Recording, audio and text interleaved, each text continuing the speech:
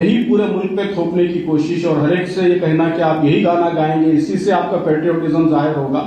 जाहिर है कि इसको कोई भी रैशनल नहीं समझ सकता। आपका जो सांप्रदायिक साजिशी सोच है वो शुद्ध रूप से समाज में बिखराव और टकराव पैदा करने की है। कहते हैं कमान से निकला तीर और जबान से निकले शब्द वापस नहीं होते। जमीयत उलेमाए हिंद के अध्यक्ष मौलाना महमूद की जुबान से भी ऐसे ऐसे शब्द निकले हैं जिनसे सियासत तो गरमाई ही, मुस्लिम समुदाय भी दो धड़ों में बंटता नजर आ रहा है। भोपाल में जमीयत उलेमाए हिंद की गवर्निंग बॉडी काउंसिल की मीटिंग में मौलाना महमूद मदनी ने एक के बाद एक ऐसे विवादित बयान दे डाले कि घमासान मच गया। मौलाना महमूद मदनी ने पहला बयान दिया कि सुप्रीम कोर्ट को सुप्रीम कहने का अधिकार नहीं। दूसरा बयान जिहाद को लेकर दिया, बोले जब जब जुल्म होगा तब तब जिहाद होगा। तीसरा बयान वंदे मातरम पर दिया, कहा कि मुर्दा कौमें सरेंडर करती हैं, वंदे मातरम बोलती हैं। और चौथा बयान चेतावनी वाला, कहा सरकार हमारे धार्मिक मामलों में हस्तक्षेप ना करे वरना हम आखिरी दम तक लड़ेंगे। मौलाना महमूद मदनी ने सबसे बड़ा सवाल सुप्रीम कोर्ट पर उठाया, कोर्ट के फैसलों को कटघरे में खड़ा किया। मदनी ने कहा कि बाबरी मस्जिद और तलाक जैसे मामलों में आए फैसलों से ऐसा लगता है कि अदालतें सरकार के दबाव में काम कर रही हैं। अफसोस के साथ ये कहना पड़ता है कि गुज़िश्ता कुछ अरसे से बिलखुसूस बाबरी मस्जिद, तलाक सलासा जैसे बहुत से मसलों पर फैसले के बाद ये तासुर आम हो रहा है कि अदालतें हुकूमतों के दबाव में काम कर रही हैं। सुप्रीम कोर्ट उस वक्त तक ही सुप्रीम कहलाने का मुस्तहिक है जब तक आईन की पाबंदी करे, कानून के हुकूक का ख्याल रखे। अगर ऐसा न करे तो वो इखलाकी तौर पर भी सुप्रीम कहलाने का हकदार नहीं है। मौलाना साहब भूल गए कि सुप्रीम कोर्ट देश की सर्वोच्च अदालत है, लोकतंत्र का मजबूत स्तंभ है, न्याय का मंदिर है।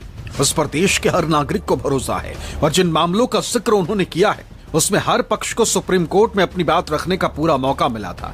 फिर अब मदनी क्यों बौखलाए हैं, सवाल क्यों खड़ा कर रहे हैं? मौलाना मदनी इतने पर ही थम जाते तो बात नहीं, लेकिन इसके बाद तो उन्होंने जिहाद का नारा भी बुलंद कर दिया, धमकी दे डाली, कह दिया कि जिहाद शब्द को बदनाम किया जा रहा है, मगर जब जब जुल्म होगा तब तब जिहाद होगा। इस्लाम और मुसलमानों के दुश्मनों ने इस्लाम की मुकद्दस इस्तिलाहात मसलन जिहाद के लफ्ज को एक गाली, फसाद और वायलेंस का हमनाम बना दिया है। लव जिहाद, लैंड जिहाद, तालीम जिहाद, थूक जिहाद वगैरह जैसे जुमले इस्तेमाल करके मुसलमानों की सख्त दिल आज़ारी और उनके मजहब की तौहीन की जा रही है। अफसोस का मकाम है कि हुकूमत और मीडिया में बैठे जिम्मेदार अफराद भी इस तरह के अल्फाज इस्तेमाल करने में कोई शर्म महसूस नहीं करते। जिहाद कुरान में कई मानों के लिए इस्तेमाल हुआ है, लेकिन जिस माने के लिए भी इस्तेमाल हुआ है फ़र्द से लेकर समाज और इंसानियत की भलाई, उनकी सरबुलंदी और उनकी इज्जत व वक़ार के क़याम के लिए हुआ है। जहाँ जंग व क़िताल के माने में इस्तेमाल हुआ है वो भी जुल्म फसाद के खात्मे और इंसानियत की बका के लिए। इसलिए जब जब जुल्म होगा तब तब जिहाद होगा। मौलाना महमूद मदनी मानो ठान कर आए थे कि भड़काऊ और विवादित बयानों की फहरिस्त को लंबा रखना है, फिर इसके लिए चाहे देश के राष्ट्रगीत पर ही क्यों न बिगड़े बोल बोलने पड़े। मौलाना महमूद मदनी ने वंदे मातरम के मुद्दे पर कहा कि मुर्दा कौमें सरेंडर कर दिया करती हैं, वंदे मातरम बोलती हैं। मुश्किलात जिंदगी की अलामत है। मुर्दा कौमें मुश्किलात में मुब्तला नहीं होती, वो तो सरेंडर कर देती है। वो कहेंगे वंदे मातरम पढ़ो तो पढ़ना शुरू कर दे। ये पहचान होगी मुर्दा कौम होने की। और अगर जिंदा कौम है तो फिर हौसला बुलंद करना पड़ेगा, हालात का मुकाबला करना पड़ेगा। वंदे मातरम को लेकर तब से बहस छिड़ी है जब से राज्यसभा बुलेटिन में सांसदों को शिष्टाचार का हवाला देते हुए जय हिंद और वंदे मातरम जैसे नारे नहीं लगाने की सलाह दी गई। ममता बनर्जी इस पर भड़क चुकी हैं और अब मौलाना मदनी का ये विवादित बयान नया तूफान लेकर आया। मौलाना मदनी को याद रखना चाहिए कि वंदे मातरम किसी हिंदू संगठन का नारा नहीं है, यह आजादी का नारा है। देश की आजादी में इसी नारे को लगाते हुए हिंदू हो या मुस्लिम देशभक्त फांसी के फंदे पर झूल गए थे। फिर जमीयत उलेमाए हिंद जैसे जिम्मेदार संगठन के पद पर बैठे मौलाना महमूद मदनी क्यों इसे सियासी रंग देने में जुटे? मौलाना महमूद मदनी ने वक्फ एक्ट पर भी सवाल उठाया और सीधे केंद्र सरकार को चुनौती दे डाली। कहा कि सरकार हमारे धार्मिक मामलों में हस्तक्षेप न करे, वरना हम आखिरी दम तक लड़ेंगे। ये वक्फ हमारे बुजुर्गों की विरासत है, आज हम इसे इस तरह जाये होते नहीं देख सकते। हम दिहाइयों से इसके खूब खुर्द बुर्द होने और इस पर नाजायज कब्जे की शिकायत करते रहे हैं। जमीयत उलमा हिंद ने हुकूमतों से बारहा मुतालबा किया है कि वक्फ जायदादों का इंतजाम और इंसिराम SGPC के तर्ज पर किया जाए, लेकिन हुकूमतों ने कुछ तवज्जो नहीं दी। न सिर्फ वक्फ की बदहाली का तमाशा देखती रही, बल्कि वक्फ को बर्बाद करने की मुनज़्ज़म कोशिशों का हिस्सा बनती रही। इस पर मजीद जुल्म यह हुआ कि मौजूदा हुकूमत ने नए कानून के जरिए वक्फ के मकासिद और उसकी मंशा को नुकसान पहुंचाया है। जमीयत उलमा हिंद ने JPC में जाकर इसकी मुखालिफत की। हम ये साफ कर देना चाहते हैं कि हुकूमतें हमारे मजहबी मामलात में मुदाखलत न करें, वरना हम लड़ेंगे और आखिरी दम तक लड़ते रहेंगे। मौलाना महमूद मदनी के इन विवादित बयानों से ये सवाल भी उठ रहा है कि आखिर मौलाना मदनी के मन में है क्या? क्यों इस तरह भड़काऊ और विवादित बयानों पर उतारू हो गए? क्योंकि इससे पहले मौलाना अरशद मदनी भी इसी तरह विवादित बयान दे चुके, संवैधानिक संस्थाओं पर सवाल उठा चुके। क्या बात है कि आज दुनिया का मुसलमान एक आदमी न्यूयॉर्क का मेयर बन सकता है, ममदानी लंदन के अंदर मेयर बन सकता है एक खान, हिंदुस्तान के अंदर किसी मुस्लिम यूनिवर्सिटी का कोई आदमी वाइस चांसलर नहीं बन सकता, और अगर बनेगा तो आदम खां की तरह जेल के अंदर जाएगा, इकबाल की तरह औलाद जेल में डाल दी जाएगी। आज देख लीजिए अल-फलाह का क्या हो रहा है। फिलहाल मौलानाओं के बयान पर सियासी घमासान तेज है और बात निकली है तो इसके दूर तलक जाने का अंदेशा भी जताया जा रहा है। Bureau report, news 24।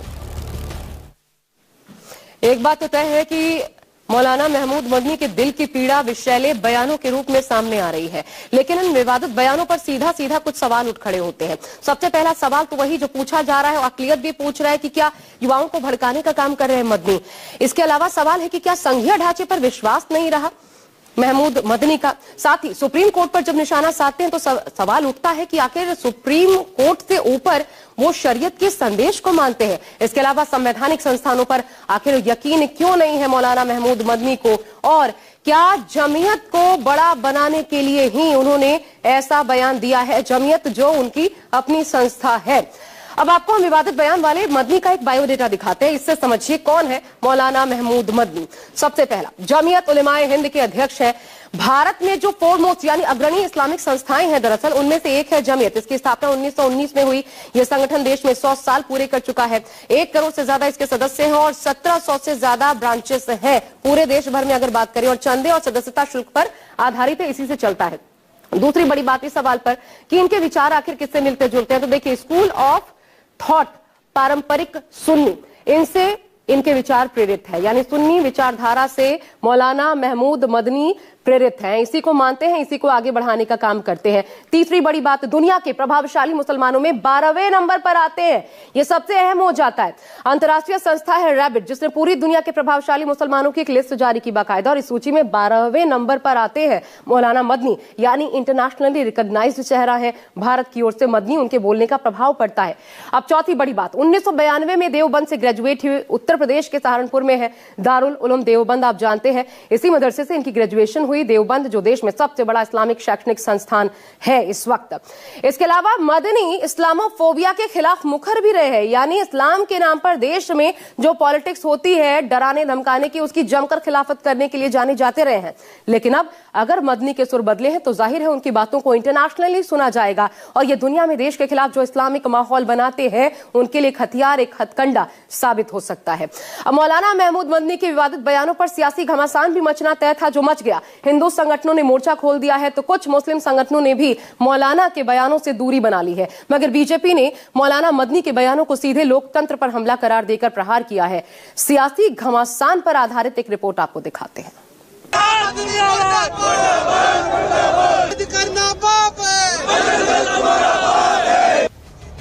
ये आक्रोश, ये नारेबाजी मौलाना महमूद मदनी के भड़काऊ बयानबाजी के खिलाफ की जा रही है। सुप्रीम कोर्ट के खिलाफ मौलाना मदनी के विवादित बयान के खिलाफ हिंदू संगठन सड़क पर उतर आए। भोपाल में बजरंग दल और विश्व हिंदू परिषद के कार्यकर्ताओं ने विरोध प्रदर्शन किया।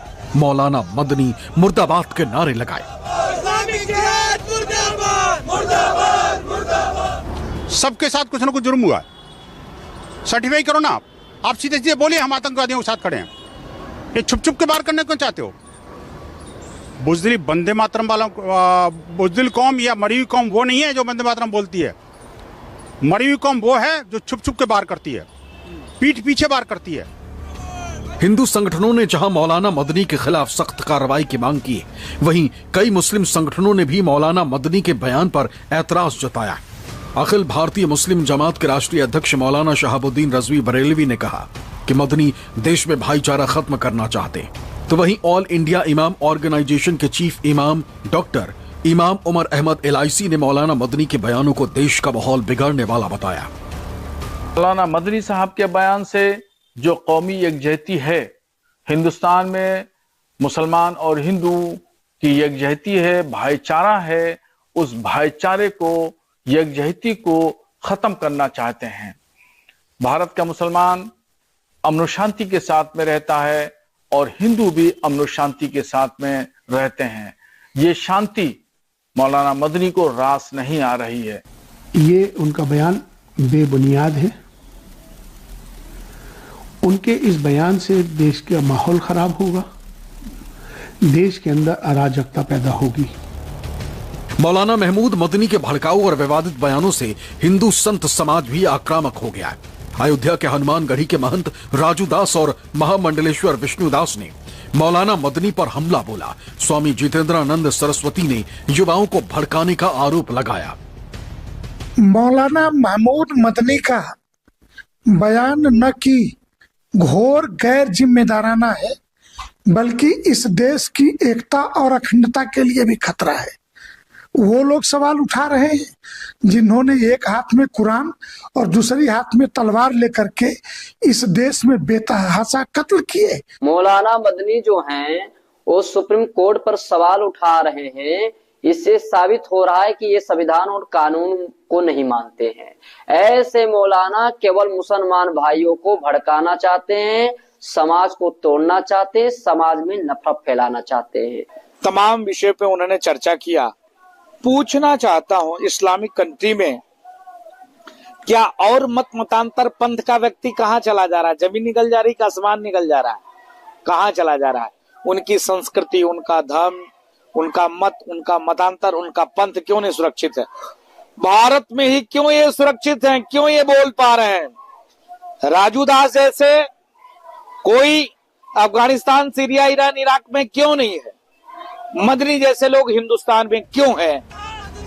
हिंदू संत समाज गुस्से में है, तो कुछ मुस्लिम संगठनों ने मौलाना महमूद मदनी के वंदे मातरम पर दिए विवादित बयान का समर्थन किया है। कांग्रेस नेता राशिद अलवी ने भी कहा कि किसी से जबरदस्ती कुछ कहलवाया नहीं जा सकता है।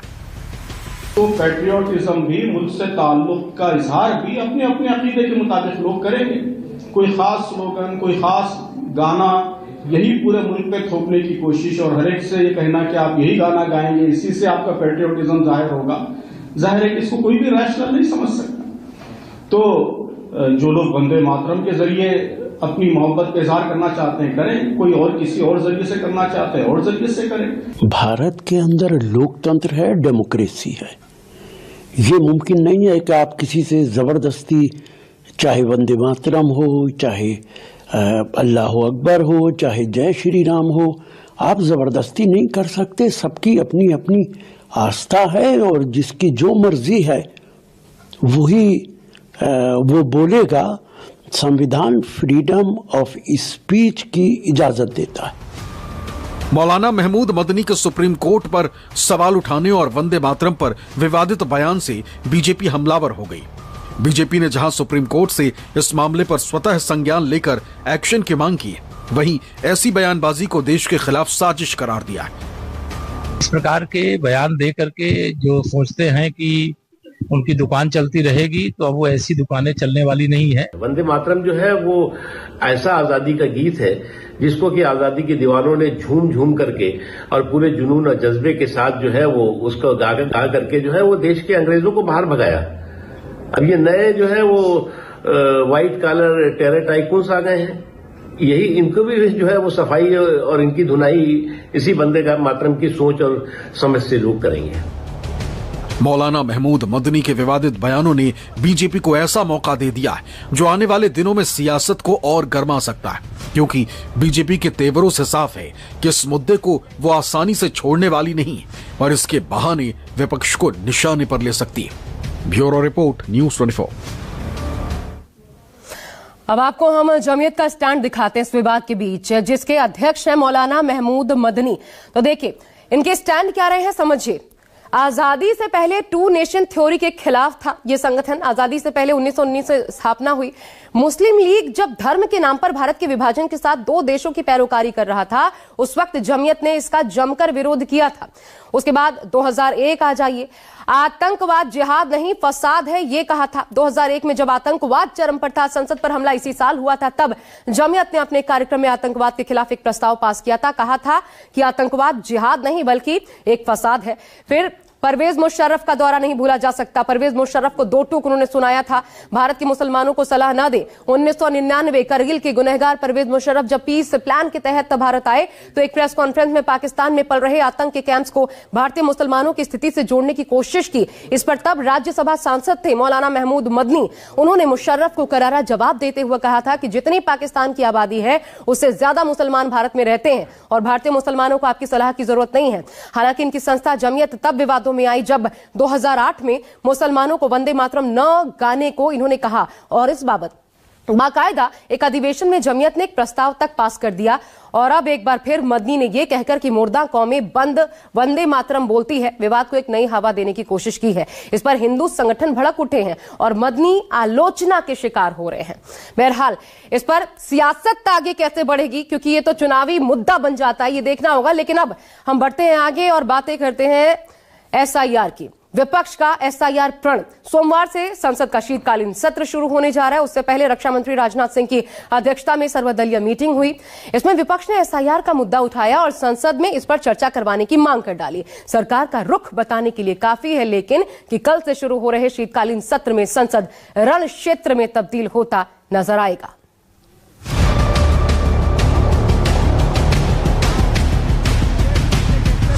हिंदुस्तान के गरीब लोगों का वोट कट रहा है। एसआईआर को लेकर पहले ही सड़क पर सियासी संग्राम छिड़ा है। विपक्ष एसआईआर प्रक्रिया में दबाव को लेकर बीएलओ की मौत से हमलावर है।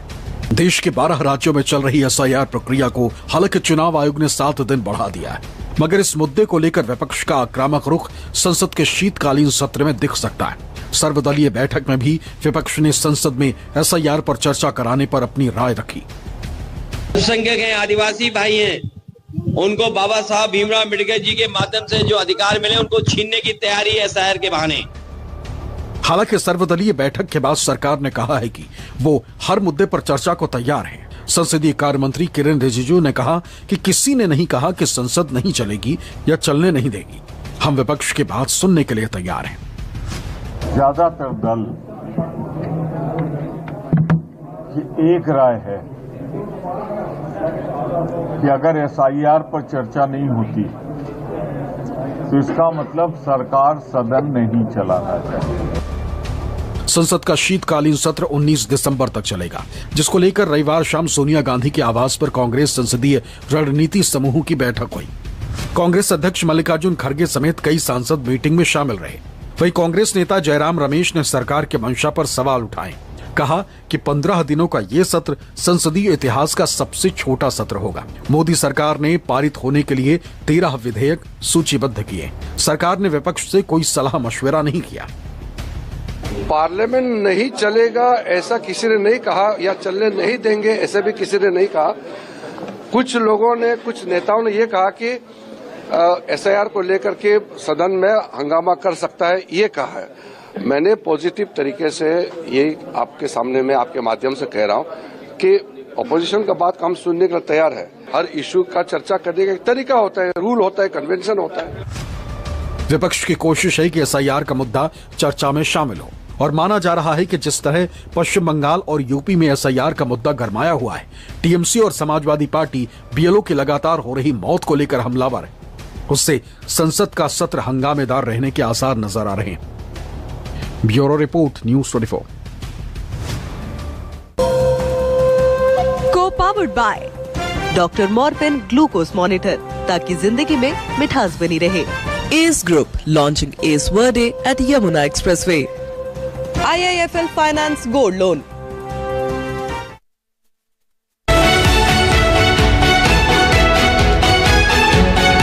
नमस्कार, मैं हूं दिव्या अग्रवाल। आप देख रहे हैं न्यूज 24 की खास पेशकश प्रगतिशील महाराष्ट्र। आज के बुलेटिन में बात नक्सलियों के आत्मसमर्पण की, साथ ही चर्चा महादेवा फुटबॉल पहल की। आखिर कैसे महाराष्ट्र के युवाओं को मिलने जा रहा है अंतर्राष्ट्रीय स्तर पर मंच। तो चलिए शुरू करते हैं आज का खास प्रगतिशील महाराष्ट्र। महाराष्ट्र सरकार ने मुंबई महानगर क्षेत्र में महत्वाकांक्षी उत्तन विरार सीलिंग फेज 1 परियोजना को मंजूरी दे दी है।